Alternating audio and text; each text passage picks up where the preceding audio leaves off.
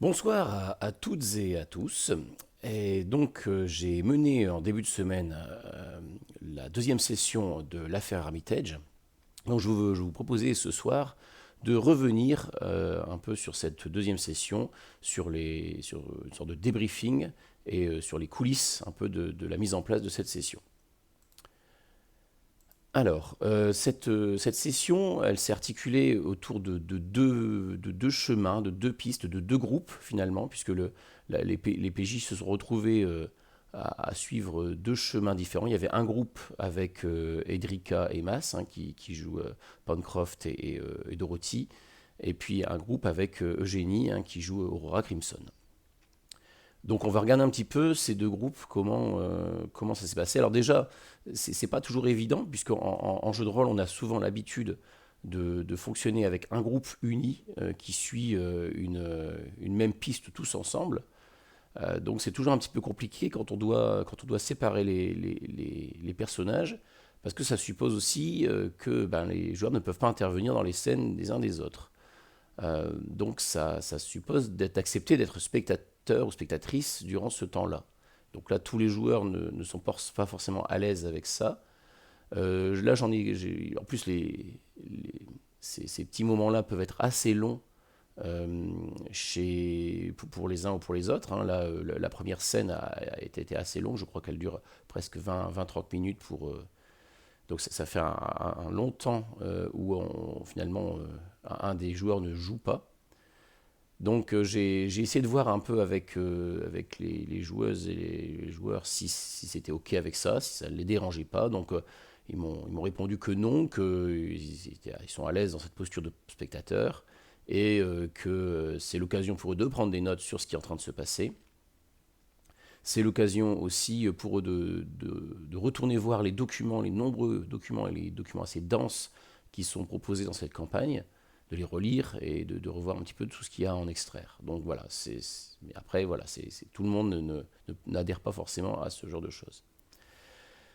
Donc on va aller voir un petit peu la première piste, donc c'était donc la piste de Sarah Fowler, de Ross Pickering, et donc de tout ce qui se passait autour de ça. Donc on va commencer par ça. Alors dans la campagne, il faut savoir que tout ça n'est pas développé. Hein, la campagne donne des ingrédients, mais après c'est au meneur de jeu de faire sa propre recette et d'essayer de trouver comment on va présenter tout ça et en faire quelque chose pour que ce soit joué. Donc là, les ingrédients qui sont proposés dans la campagne sont les suivants. Il y a dans le premier document, on évoque une patiente dans le sanatorium. On évoque aussi Austin Kittrell. Il y a aussi ces histoires de frelons, de guêpes. Euh, voilà, donc et puis on a ces pétales de rose. Avec tout ça, j'ai essayé de trouver un liant, de trouver une histoire qui permettait de donner un petit peu vie à ces différents éléments. Donc c'est comme ça, en partant du personnage de la patiente, c'est comme ça qu'est né le personnage de Rose Pickering. Hein, plus les pétales de rose inspiraient aussi ce nom-là. Donc voilà, j'ai pris ce point de départ-là. Euh, je voulais déjà intégrer le motif des abeilles, des guêpes, etc. Donc il fallait aussi qu'il y ait une raison à tout ça. Euh, et puis donc le personnage de Kittrell, donc, qui est un personnage plutôt antipathique, hein, et surtout tel qu'il est décrit dans le livre, hein, puisqu'il y a à chaque fois une version néfaste, une version inoffensive et une version alliée. Donc là, je suis plutôt parti sur la version néfaste. Donc, il a fallu trouver du. Donc, l'idée, c'était de se dire que cette jeune femme était dans le sanatorium après un traumatisme euh, et qu'elle avait été confrontée aux actions dangereuses et criminelles de Kittrell. Donc, c'est là qu'est né le personnage de Sarah Fowler, hein, puisque j'avais besoin d'une disparue. Et voilà, donc c'est comme ça que j'ai décidé d'organiser un petit peu les choses. Et alors là, ce qui est intéressant, c'est en fouillant un petit peu, en essayant de réfléchir à comment les choses s'étaient organisées à ce moment-là, hein, pour essayer de reconstruire le déroulement de la disparition de cette jeune femme, J'ai un petit peu cherché les différents lieux qu'il pouvait y avoir à Arkham, et donc pour ça, je suis allé voir euh, le supplément qui s'appelle Arkham Unveiled, qui est un supplément pour l'Appel de Cthulhu à l'origine, une ancienne édition de l'Appel de Cthulhu, qui décrit plusieurs lieux d'Arkham. Et il est mention de ce Bee's Diner, le diner de l'abeille. Donc ça me semblait tout à fait approprié de l'utiliser justement pour intégrer ce motif de l'abeille, guêpe, frelon, etc., qui va revenir plusieurs fois dans la campagne. Et puis ça expliquait aussi, ça permettait d'expliquer, de donner une raison à ce motif qui revient sans arrêt pour Rose. Et d'ailleurs, ce qui est intéressant de voir, c'est que là, le chemin qu'ils ont suivi pour remonter le fil de l'histoire, c'est un chemin qui va sauvegarder la santé mentale de Rose. Parce que ils pouvaient tout à fait, ils ont tous investi des points en hypnose. Ils pourraient essayer de l'hypnotiser, de la reconfronter à ses traumatismes et en tirer un témoignage. Ils y ont pensé, clairement. Mais ils ont choisi de suivre une piste plus sûre pour ce personnage, qui l'a moins en péril. Ils ont bien conscience qu'en faisant cela, ils risquaient de recréer des problèmes psychologiques à cette pauvre fille. Voilà, donc à partir de là, j'ai essayé, moi, de détailler le plus clairement possible le déroulé des événements. Qu'est-ce qui s'est passé à ce moment-là du mois de juin, comment les personnages se sont rencontrés, où ils se sont rencontrés, qu'est-ce qui s'est passé ensuite. Donc j'ai établi une chronologie la plus précise possible. Là, j'ai décidé aussi, il me fallait une raison, parce que là, le personnage de Sarah Fowler est disparu depuis un petit moment. Donc il me fallait une raison pour qu'on ne s'inquiète pas trop de sa disparition. Et pourquoi elle a été une cible principale de Kittrell. Donc là, c'est là qu'est venue l'idée aussi d'en faire une personne qui a envie de s'évader, qui a envie de quitter Arkham, qui cherche justement à rencontrer quelqu'un qui pourrait la sortir de là. Et là, j'ai décidé aussi d'installer ça aussi pour que ce soit quelque chose de bien acté, par aussi son histoire de liaison avec un autre homme auparavant, le Vance Whitney, avec qui elle a eu une liaison il y a quelques temps auparavant. Ce Vance Whitney peut sembler être une fausse piste, et pourtant c'est un nom je l'ai sciemment introduit, puisque c'est un nom qui apparaît dans le dernier document, dans le 10e document de la campagne. Donc je ne sais pas si on arriverait jusque-là, mais peut-être que ce personnage va être mis en jeu auparavant. En tout cas, c'est un personnage qui est proposé dans la campagne, qui est décrit dans le livret de la campagne. Donc ça me permet de le mentionner au moins et de commencer à lui donner une existence. Je vais essayer de poser comme ça au fur et à mesure des petits jalons sur ce qui va arriver dans les documents, ce qui va être évoqué dans les documents par la suite. Donc là, au niveau de la construction de ça, je suis une structure qui est proposée dans Trail of Cthulhu, mais qui est rappelée dans la campagne. Donc cette structure, elle se présente comme ceci. Hop, voilà. Donc on a plusieurs étapes. On a tout d'abord l'éveil des soupçons, l'inquiétant semble inoffensif, quelque chose de désagréable arrive, un palier est atteint, rebondissement, soulagement, vérité enfin dévoilée, face à l'horreur, et puis donc des séquences optionnelles. Donc là, on est dans ces premières étapes. L'éveil des soupçons, c'est un peu les documents les documents Armitage qui jouent ce rôle. Et donc, c'est là donc l'inquiétant semble inoffensif. C'est ce qui s'est joué quand il y a eu la première rencontre avec Kittrell. C'est ce qui s'est joué aussi dans les premières rencontres au sanatorium. Et là, on arrive petit à petit, on évolue petit à petit vers le quelque chose de désagréable. Il va y avoir une révélation. On y arrive avec le destin de Sarah Fowler, une révélation de quelque chose de terrible qui s'est déroulé. Et une sorte de choc qui va faire basculer normalement l'histoire à ce moment-là. Hein. Donc, il y a un palier, et il y aura peut-être d'autres rebondissements par la suite. Donc voilà pour la construction que je suis actuellement, qui me sert de point de repère. Au niveau de comment c'est joué, comment ça se passe en jeu, là, quand ils ont rencontré la logeuse de Sarah Fowler, moi j'avais sous les yeux un résumé de leurs compétences d'investigation. Hein, ça se présente comme ça, c'est une feuille. On ne voit pas très grand chose, je vais essayer de l'approcher. Voilà. Donc voilà, j'ai une feuille qui récapitule toutes les compétences d'investigation des personnages. Et donc j'ai à l'œil ce qu'ils sont capables de faire. Hein, ça me permet d'adapter les réactions des PNJ en fonction des compétences, notamment relationnelles, qui sont là. Hein, quand euh,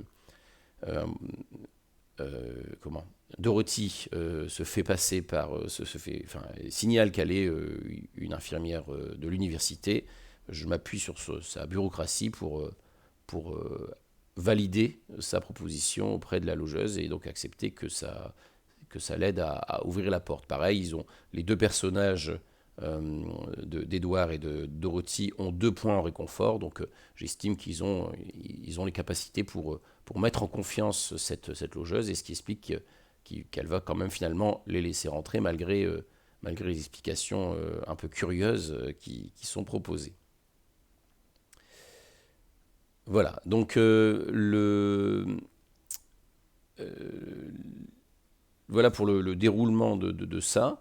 Alors, il y a un petit point peut-être sur lequel on peut revenir, c'est qu'est-ce qui se serait passé au moment où Dorothy se fait surprendre. Quand elle dérobe la note, à un moment donné, elle aperçoit dans la chambre de Sarah, elle aperçoit une note du diner qu'elle souhaite subtiliser, elle fait son jet et elle l'échoue. Donc là, mon but, ça n'est pas forcément de l'empêcher de continuer l'enquête, hein, mais il faut qu'il y ait une conséquence à cet échec. Et donc là, l'idée, c'est de forcer les joueurs aussi à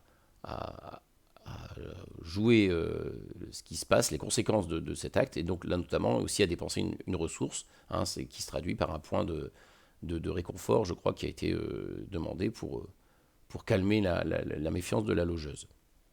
Voilà, puisque après, comme ça n'était qu'une note de diner, ça n'est pas très important et la logeuse peut s'en accommoder.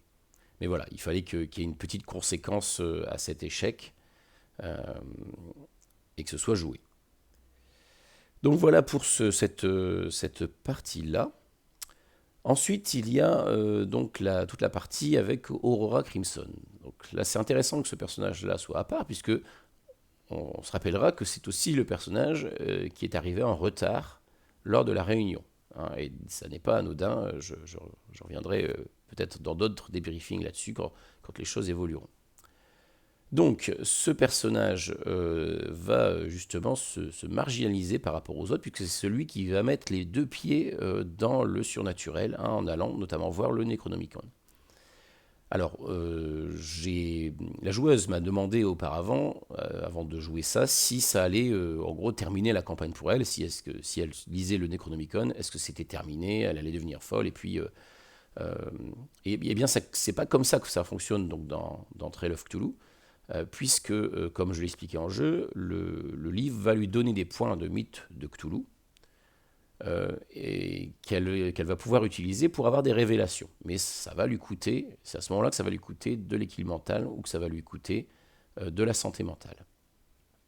J'ai été assez coulant, on va dire, sur la lecture du Necronomicon, c'est-à-dire que normalement, lire un tel ouvrage, en tout cas pour en tirer les bénéfices, ça peut prendre plus de temps, notamment peut-être du temps entre les sessions. Mais comme là, je veux quand même que les choses évoluent, et je pense que c'est important aussi de mettre en place cette bombe qu'est le Necronomicon, puisque je dis que c'est une bombe à retardement, c'est-à-dire que je vais mettre ça entre les mains de ce personnage-là, et elle a la possibilité de l'utiliser quand elle veut. ce qui va permettre aussi de développer le point important de cette campagne qui est que c'est pas tellement une campagne d'enquête, hein, c'est une campagne avant tout où on va s'intéresser à l'évolution de ces personnages, et donc notamment l'évolution vers la folie, vers la découverte de cet univers surnaturel. Et donc là, avec ces points, on va peut-être pouvoir jouer avec ces points de mythe qu'elle va pouvoir utiliser, et le sort aussi que je lui ai procuré.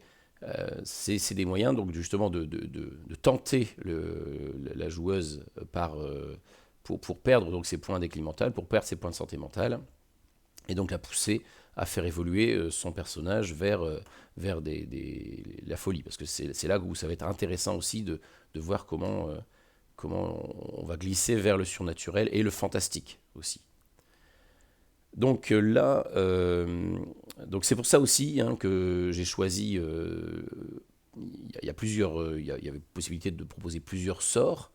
Ça me semblait, comme la campagne, le nom d'Azathoth revient aussi souvent, ça me semblait intéressant de proposer ce sort qui est fourni donc dans les règles, hein, qui s'appelle le redoutable nom d'Azathoth, hein, qui permet de négocier, enfin d'utiliser ses compétences relationnelles avec des créatures du mythe.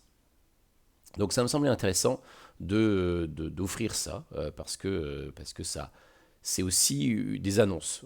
C'est en gros, c'est comme un fusil de Tchekhov, c'est-à-dire en mettant ça en place, ça veut dire qu'il va potentiellement y avoir de ce type de créatures, on va pouvoir être amené à négocier, discuter avec elles. Voilà, donc ça annonce des choses, et c'est un peu l'équivalent des documents qui apparaissent. J'ai un petit regret sur cette séquence du Necronomicon, c'est que j'avais prévu initialement de faire apparaître une créature, qu'elle ait une vision d'une créature dans la bibliothèque, euh, puisque cette vision, elle est rappelée dans le troisième document qu'ils viennent de recevoir, là en fin de partie. Donc je voulais que ça lui arrive là pour qu'il y ait un écho avec cette mention dans le document. Et malheureusement, j'ai oublié de le mettre en place. Donc je verrai si c'est possible quand même de le mettre en place. Voilà, donc ça c'était un petit regret de ma part, puisque j'avais prévu de le faire et j'ai oublié de mettre en place. C'est toujours le problème quand on mène, hein, il faut penser à beaucoup de choses et on n'a pas toujours la ressource d'évoquer ce qu'il faut. Voilà, donc là, euh, c'est pareil, hein, donc là c'était intéressant de voir aussi bah, que dans un premier temps, elle n'a pas réussi à prendre le sort, hein, elle a eu besoin de l'aide psychologique, et ça je pense que l'ensemble des joueurs ont très bien interprété les choses, hein, où il y avait ce côté exaltation d'Aurora, et puis qui a été calmé un peu par le pragmatisme de Dorothy d'Edward. Et donc ça lui a permis après de se replonger dans le livre et de réessayer, donc cette fois-ci, de comprendre le sort et de l'intégrer. Donc pareil, ce sort, c'est aussi le fait de jeter ce sort, de l'utiliser, c'est aussi, ça coûte des points d'équilibre mental, donc c'est quelque chose qui va peut-être pousser un petit peu la joueuse vers... ça lui donne les moyens en tout cas de puiser dans son équilibre mental et de se mettre un petit peu en danger psychique.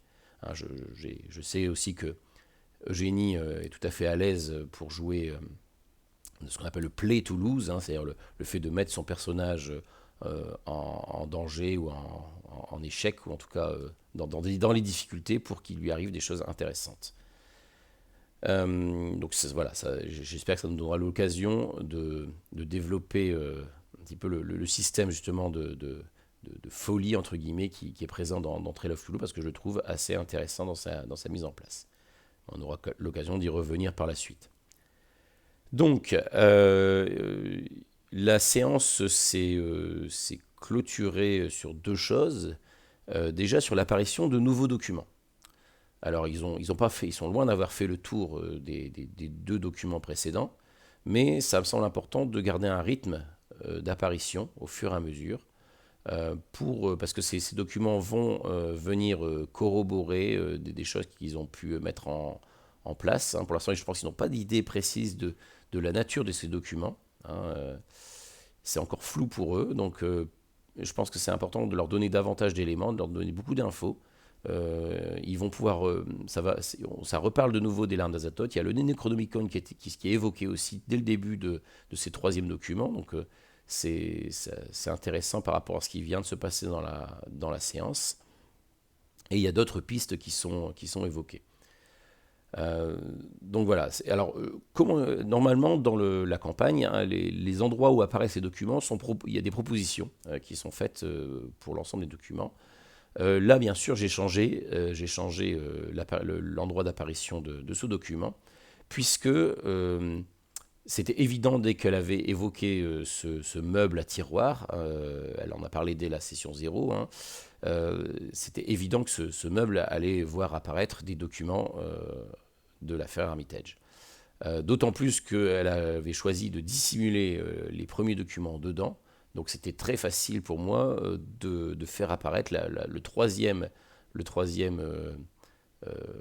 partie ici. Alors ce qui est intéressant, c'est que ça crée, déjà ça fait apparaître cette notion de surnaturel, mais il y a quand même une explication euh, plausible. D'ailleurs, c'est ce qu'elle cherche d'abord. Elle dit, voilà, est-ce qu'il n'y a pas eu une effraction? Est-ce que quelqu'un n'est pas rentré, est venu déposer les documents? Il peut y avoir une explication plausible. Et jusqu'à maintenant, hein, dans tout ce que les personnages ont rencontré, il y a toujours moyen de trouver une explication plausible. On est toujours dans la première partie, hein, l'éveil du soupçon, l'inquiétant semble inoffensif. Mais là, l'apparition de ces documents dans un endroit caché, dans un endroit dissimulé, c'est une sorte de mystère un peu de la chambre close, hein, comme Agatha Christie, où voilà, il y a quelque chose qui est complètement fermé, il n'y a pas de trace d'effraction, on ne voit pas qui a pu les déposer. Et alors, ce qui est intéressant aussi, c'est que vu ce qui s'est passé auparavant, vu qu'elle a lu le Necronomicon, vu qu'elle semblait exaltée et déjà touchée par toutes ces lectures, il est évident que les autres personnages peuvent mettre en doute la véracité aussi de ces documents-là et se poser des questions sur est-ce que ce ne serait pas aussi Aurora qui aurait fomenté tout ça, quoi. Voilà, donc ça c'était quelque chose que je voulais mettre en place. Au niveau timing, c'était pas évident parce que je voulais que ça n'arrive pas trop tôt dans la session. Donc il fallait que ça arrive plutôt vers la fin de la session. Donc là, ça s'est plutôt bien arrangé.